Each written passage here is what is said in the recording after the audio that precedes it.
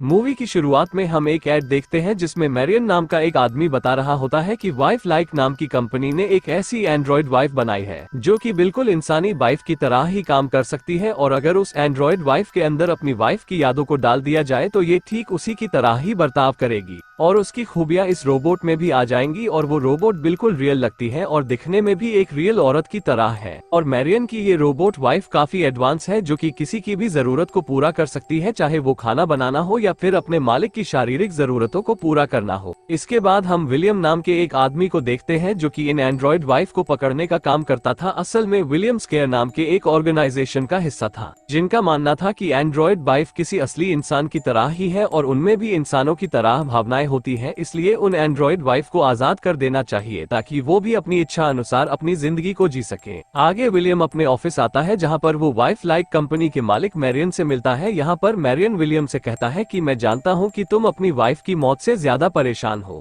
इसलिए मैंने तुम्हारे लिए भी एक एंड्रॉइड वाइफ बनाई है ताकि तुम्हें अपनी वाइफ की कमी महसूस ना हो सके। इसके बाद विलियम उस एंड्रॉइड वाइफ को लेकर अपने घर आता है और उसके अंदर अपनी मरी हुई वाइफ जिसका नाम मैरी था उसकी यादों को डाल देता है और फिर उस एंड्रॉइड वाइफ का नाम भी मैरी रख देता है। और ये एंड्रॉइड वाइफ काफी इंटेलिजेंट थी, इसलिए वो मैरी की सारी यादों को अपने अंदर रिकवर कर लेती है। इसके बाद विलियम मैरी को इंटीमेट मोड में डालता है और उसे अपने बेडरूम में लेकर जाता है, लेकिन फिर भी वो उसके साथ कुछ नहीं करता क्योंकि उसके अंदर कुछ भी करने की हिम्मत नहीं हो रही थी। फिर अगली सुबह जब विलियम ब्रेकफास्ट कर रहा था तभी वो टीवी पर देखता है कि कुछ लोग प्रोटेस्ट कर रहे हैं। फिर जब इसके बारे में मैरी विलियम से पूछती है तो वो बताता है कि ये सभी बुरे लोग हैं और मैं इन्हीं से ही तुम जैसे लोगों को बचाने का काम करता हूँ। इसके बाद विलियम ऑफिस चला जाता है जहाँ पर वो अपने दोस्त जैक से मिलता है। असल में यहाँ पर ये दोनों मिलकर उन्हीं एंड्रॉइड वाइफ को पकड़ने का काम करते हैं। फिर इनको खबर मिलती है कि कुछ एंड्रॉइड वाइफ किडनैप हो गई है। इसके बाद हम कुछ एंड्रॉइड वाइफ को देखते हैं जिन्हें स्केयर ऑर्गेनाइजेशन ने किडनैप करके रखा था। तभी उन्हीं में से एक एंड्रॉइड वाइफ जाग जाती है और वहाँ से भागने लगती है, लेकिन तभी वहाँ पर विलियम आ जाता है और फिर उसे पता चलता है कि उस एंड्रॉइड वाइफ को पूरी तरह से रीसेट कर दिया गया है। इसके बाद जब वो अंदर जाता है तो उसे कुछ और भी एंड्रॉइड वाइफ वहाँ पर मिलती है। उसी दौरान वहाँ पर एक आदमी आता है और विलियम से कहता है कि तुम इन सभी को छोड़ दो, नहीं तो मैं इन सबको मार दूंगा। पर तभी विलियम अपनी गन से उस आदमी को ही शूट करके मार देता है। वहीं दूसरी तरफ हम मैरी को देखते हैं जो कि खुद को चार्ज करते हुए ड्रीम मोड को एक्टिवेट कर देती है। फिर ड्रीम मोड में जाने के बाद उसकी हेल्प करने के लिए उसे ईडो मिलता है जो कि उसका एक असिस्टेंट था। जिसके बाद वो मैरी को विलियम की पुरानी यादों में भेज देता है जहाँ पर एक पार्टी में मैरी फिर से विलियम से मिलती है। तभी वहाँ पर मैरी को एक मास्क वाला आदमी नजर आता है। इसके बाद जब वो उसके पास जाती है तो वो उसे एक बट वाला कार्ड देता है। फिर ड्रीम मोड से बाहर आने के बाद मैरी उस बट को एक कपड़े पर बनाने लगती है और उसके बन जाने के बाद वो उसे विलियम को दिखाती है। फिर विलियम जब ये देखता है तो वो कहता है कि ये सब तो उसकी वाइफ की अच्छी यादें हैं। फिर एक दिन जब मैरी साइकिल पर घूम रही थी तभी उसके सामने लुइस नाम की एक औरत आ जाती है जिस वजह से वो साइकिल से नीचे गिर जाती है। इसके बाद लुइस उसके पास आती है और उससे कहती है कि तुम्हारे पास वक्त बहुत कम है, इसलिए तुम्हें जल्दी से जल्दी सब कुछ याद करना होगा, और ये कहकर वो वहाँ से चली जाती है। फिर घर आने के बाद मैरी सेल्फ एक्सप्लेनेशन मोड को ऑन करती है लेकिन उसे इसका एक्सेस नहीं मिलता, इसलिए वो फिर से अपने ड्रीम मोड में जाती है और ईडो को उसकी मेमोरी में से कुछ दिखाने को कहती है। पर तभी उसे पता चलता है कि उसकी मेमोरी में ज्यादातर फाइल्स ब्लॉक है, इसलिए वो उसे एक्सेस नहीं कर सकती। इसके बाद वो अपने एक ऐसे ड्रीम में जाती है जहाँ पर वो चेयर पर बैठकर विलियम की वाइफ की डायरी पढ़ रही थी।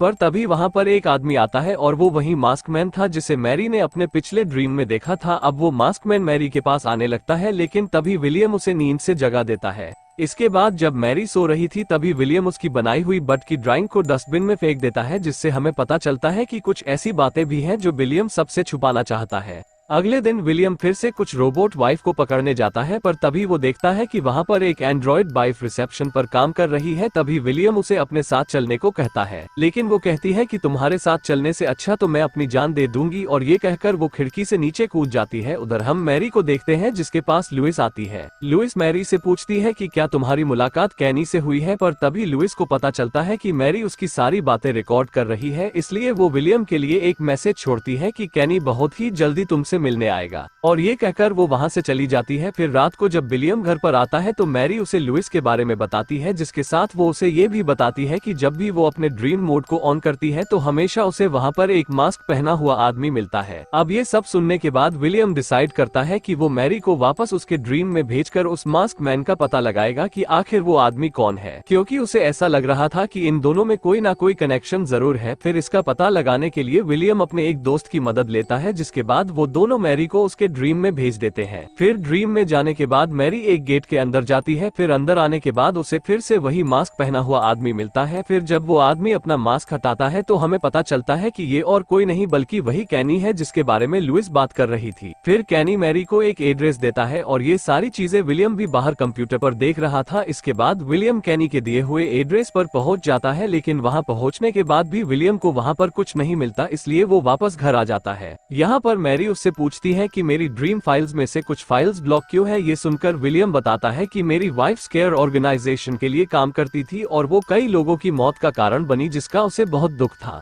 इसलिए मैं नहीं चाहता था कि वो सब तुमको भी झेलना पड़े, इसलिए वो सारी फाइल्स मैंने तुम्हें एक्सेस करने से ब्लॉक किया हुआ है। इसके बाद वो एक प्लान बनाता है कि वो मैरी के ड्रीम के जरिए कैनी से बात करने की कोशिश करेगा। अब वो दोनों मैरी के ड्रीम में जाने की तैयारी करते हैं, पर उससे पहले विलियम मैरी से कहता है कि तुम्हारी बैटरी 10% होने से पहले तुम मुझे अपने ड्रीम से बाहर ले आना। इसके बाद वो दोनों ड्रीम में पहुंच जाते हैं, जहां पर मैरी अपने सामने कैनी को पाती है, पर तभी वहां पर विलियम आ जाता है और मैरी को वहां से भगाकर कैनी को मारने लगता है। उधर मैरी भागते हुए दरवाजे के जरिए पार्टी में पहुंच जाती है, पर तभी वहां पर विलियम और कैनी भी आ जाते हैं। अब यहाँ पर विलियम कैनी को मारने ही वाला था कि तभी मैरी की बैटरी कम होने लगती है और वो विलियम को तुरंत ड्रीम से बाहर ले आती है। उधर विलियम देखता है कि अब जैक को भी पता चल गया था कि विलियम ने कैनी को मारने की कोशिश की थी, इसलिए वो इस बात से गुस्सा हो जाता है और विलियम के साथ काम करने से मना कर देता है। आगे विलियम मैरी के पास आता है और उसे बताता है कि तुम्हारे अंदर कुछ खतरनाक यादें भर चुकी है, जिस वजह से तुम्हें हैक भी किया जा सकता है, इसलिए मुझे तुम्हारी सारी यादों को मिटाना होगा। अब ये सुनकर मैरी काफी दुखी हो जाती है, क्योंकि वो ये सब नहीं करना चाहती थी। इसके बाद विलियम मैरी की मेमोरी को मिटाने उसे वाइफ लाइक कंपनी में ले जाता है। यहाँ पर आने के बाद मैरी ओली और लाइडेन नाम की 2 और एंड्रॉइड वाइफ से मिलती है। इसके अलावा वहाँ पर और कई तरह की एंड्रॉइड वाइफ भी मौजूद थी। फिर ओली मैरी को बताती है कि वो स्केयर ऑर्गेनाइजेशन के लिए काम करती है और ये ऑर्गेनाइजेशन हम जैसों को बचाने और हमारी फ्रीडम के लिए ही बनाई गई है।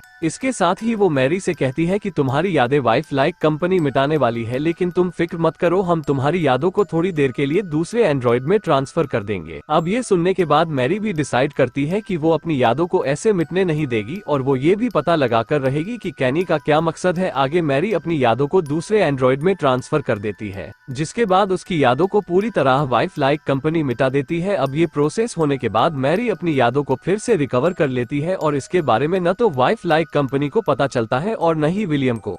इसके बाद विलियम फिर से मैरी को घर लाकर ट्रेन करने लगता है और मैरी भी ऐसे दिखावा करती है जैसे उसे पुरानी कोई भी बात याद नहीं है। फिर ऐसे ही एक दिन जैक विलियम के घर पर आता है और उससे कहता है कि मैरी तुम्हारी वाइफ नहीं है, क्योंकि तुमने ही उसे मारा था। अब ये सुनते ही विलियम मैरी से अंदर जाने को कहता है, जिसके बाद वो जैक को गोली मारकर उसे मार डालता है। अब ये सब मैरी भी देख लेती है और उसे विलियम की वाइफ की पुरानी यादें याद आने लगती है। असल में जब विलियम ने पहली बार मैरी को देखा था तब उसे उससे प्यार हो गया था, लेकिन जब उसे पता चलता है कि मैरी का एक बॉयफ्रेंड है तो ये जानकर उसे बहुत ज्यादा गुस्सा आ जाता है और वो मैरी के बॉयफ्रेंड को मार देता है, जो कि और कोई नहीं बल्कि कैनी था। पर इसके बाद भी विलियम यहाँ पर नहीं रुकता और वो मैरी के गले में एक शॉक बैंड लगा देता है और पूरी दुनिया से ये कहता है कि ये कोई लड़की नहीं बल्कि एक एंड्रॉइड है। और ये कहकर वो मैरी को जबरदस्ती अपने पास रखने लगता है, लेकिन मैरी उसे कभी भी नहीं अपनाती। अब मैरी के इस बर्ताव की वजह से विलियम फिर से अपना होश खो देता है और एक चिड़िया के निशान वाले पिलो से वो उसे भी मार डालता है, जिसके बाद वो वाइफ लाइक कंपनी में जाता है और मैरी को अपनी वाइफ बताकर उसकी एक एंड्रॉइड वाइफ बना लेता है ताकि उसकी एंड्रॉइड वाइफ उसे अपना ले।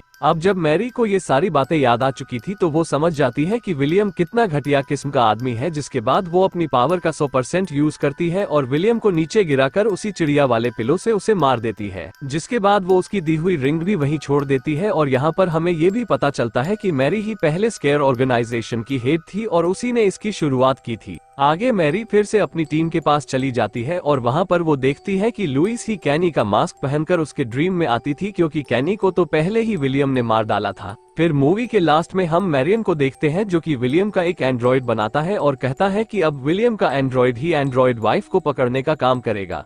और इसी के साथ ही ये मूवी यहीं पर खत्म हो जाती है।